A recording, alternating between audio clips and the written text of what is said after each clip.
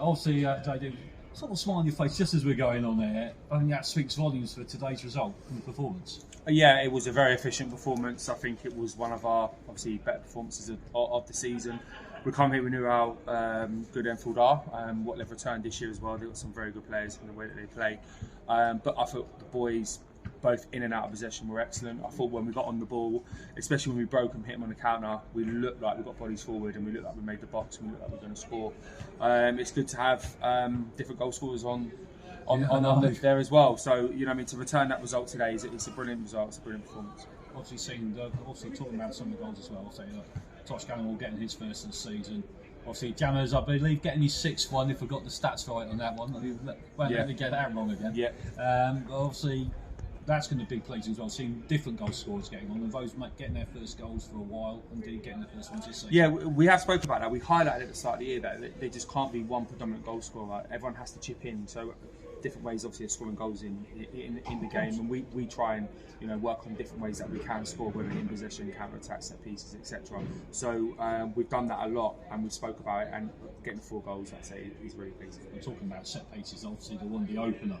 I mean, Jordan Edwards with that lovely free kick, seeing Fox wall, and I think I said in commentary, Nathan McDonald knew about that as when he went past him. Yeah. I'll be honest. I think he's gone to go around the wall. I think he's gone through it. If I'm honest, so I think he has got a little bit lucky, and I think they'll be a little bit disappointed how they defended that. But his second one, I thought was outstanding. Yeah. He's hit from 30 yards, and he's got really unlucky with that. So yeah, look, we've got a second goal for a set piece as well. So the set piece are creeping up, which is good, and then obviously getting goals in open play like Francis Garfield was excellent. The way he took it as well. So yeah, we're pleased with that. But obviously, not wanting to bring anyone down, but obviously just tempering that with seeing 2 players coming off. Shaq seemed to be having like a problem with his back. So it was more like a dead kind of back, if that makes sense. So he's nothing in the challenge. He's gone to turn.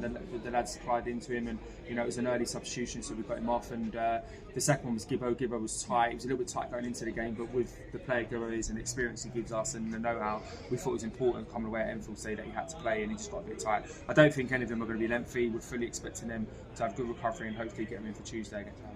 And obviously taking on Enfield Town, there is obviously the Andy Lease factor that obviously it's like a spectre that hangs around.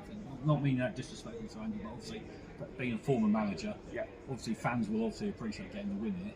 Yeah, I mean, how much does that play on your mind, knowing about the history as well? Does that really change your mindset? Not for the players. Not for the players or me or Muzz. Like, there's nothing in that for us. I mean, I get it because obviously when managers move or players even change clubs, there's always a rivalry. I understand that from the club and the fans' point of view. So obviously it's just nice to win the football match. We wanted to progress into the next round. When the draw came out, I did say I like the draw because I thought it was an easy fixture. I wasn't saying that, but it's just a different fixture for us because we're playing someone different.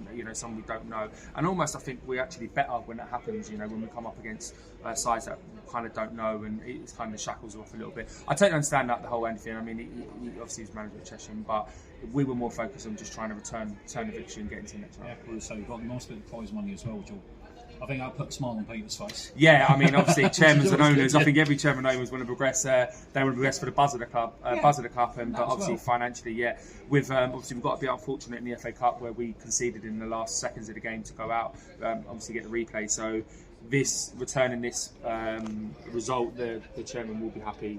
It's a nice competition to be involved in still. Even at this stage, it's a cup competition. There's still Wembley beckons at the end of it. Yeah, I mean, you just got to try, and I don't think you put a kind of aim or an expectation of how many games. I think you just go into it and say, let's one game every round, and just see how many victories we can go. The draw comes out for Monday for the next round. I would fully want the team probably again that we don't know much about, a local, not much travelling, and see how we go. Yes.